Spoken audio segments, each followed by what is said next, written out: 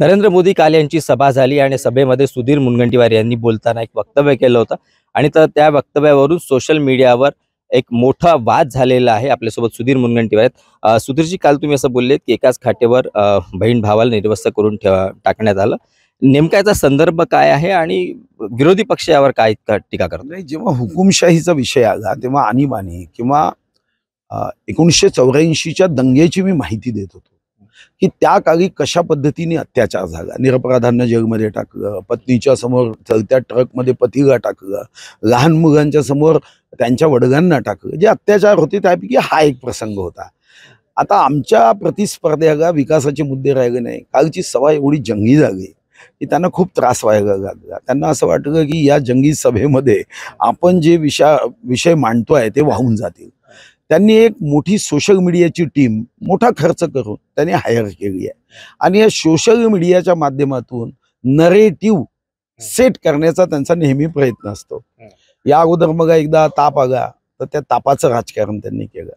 कधी म्हणाले की यांचं डिपॉझिट आम्ही जप्त करणार। मी त्याला उत्तर दिलं की माझं डिपॉझिटच नाही आहे। मी जनतेकडून एक एक रुपया आशीर्वादाचा घेऊन डिपॉझिट भरला। तुम्ही जनतेला धमकी देता त्यांचं डिपॉझिट जप्त करायचं, जी जनता ईश्वराचा अंश आहे। तर त्यांना आता सुचत नाही आहे आणि त्यांना वाटतं की रेवंत रेड्डी हे जे तेलंगणामध्ये निवडून आले त्यांची सोशल मीडिया आणून आम्ही काय अँटी सोशल विषय मांडू शकू, असं त्यांना मांडता येणार नाही। ज्या घटना आहे त्या घटनांच्या संदर्भामध्ये खरं तर त्यांनी माफी मागितली पाहिजे। का निरपराध लोकांना टाकलं आणि ते आता हुकुमशाहीबद्दल बोलत आहे। किती अत्याचार केले त्याच्या घटना अजूनही आणीबाणीच्या पुस्तकात आहे। किती अत्याचार केले, कशा पद्धतीने काय काय केलं, डॉक्टर श्यामाप्रसाद मुखर्जीला स्लो पॉयझन कसं केलं, हे सर्व आहे ना। पंडित दीनदयाळ उपाध्यायांना मुघल सराईमध्ये अजूनही तेव्हा काँग्रेसच्या राज्यात तो कुणी सापडला नव्हता। हे सर्व अजूनही इतिहासामध्ये दर्ज आहे।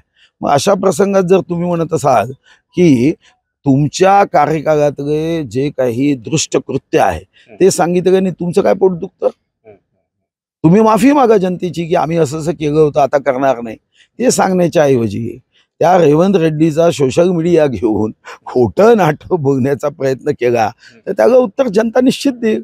असं खोटं नाटक, लाखो लोक तिथं होते, लाखो लोक होते, तुम्हीही होता, मग तुम्ही का नाही सांगितलं?